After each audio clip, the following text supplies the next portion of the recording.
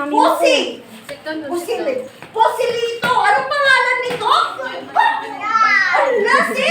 Doon ka ba doon para makita mo? Doon. Yan, ala! Si Pusilito! Nagtangkal ka ng tiyan niya! Kita naman na natangkal yung tiyan niyo! Nagtangkal yung tiyan niya! Nagkakal yung tiyan niya! Nagkakal ba yung tiyan niyo? Saan? Nagkakal yung tiyan niya! And then, ala, tingnan natin bakit kaya lumaki yung tiyan niya. Kasi, ala, naglalaro siya doon sa tubig na marumi. Hindi kanal. Ala, sino sa inyo ang naglalaro doon sa maruming tubig? Ay, hindi po. And then, kinakain niya yung panis.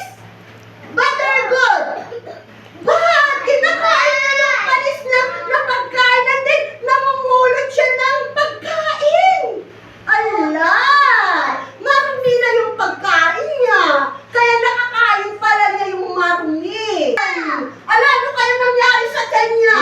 Kaya sabi niya, Mama, masakit yung tiyan ko. Ala, masakit yung tiyan ko. Sabi niya, kaya ipinunta siya sa doktor.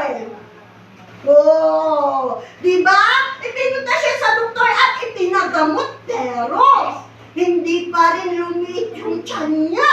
Anong nangyari? Ala, yan na. Pumunta sila doon kay Lolo. Ipinagamot na naman, Lolo. Masakit yung tiyan ko. Gamutin mo. Sabi niya, pero hindi pa rin. Hindi pa rin niya magagamot. Ala, ano kayang laman ng tiyan niya? Isang gabi, nakita ni Kamot siya na lumalaki yung tiyan niya. Ang sakit ng tiyan niya. Yeah. Upo, lumalaki hanggang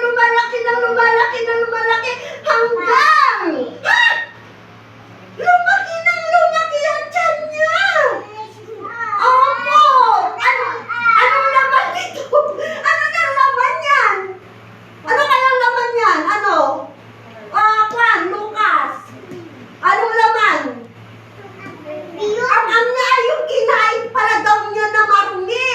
Ala, huwag kang matatakot tayo. Tingnan natin. Ala, umiyak na siya. Ang laki-laki na ng tiyan ko. Bibitak na yung tiyan ko.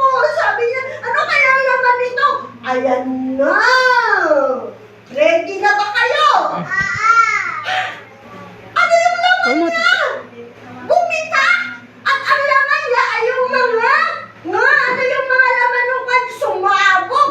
Yung tiyan ni Kabot dyan at ano yan, mga bakterya! Yes!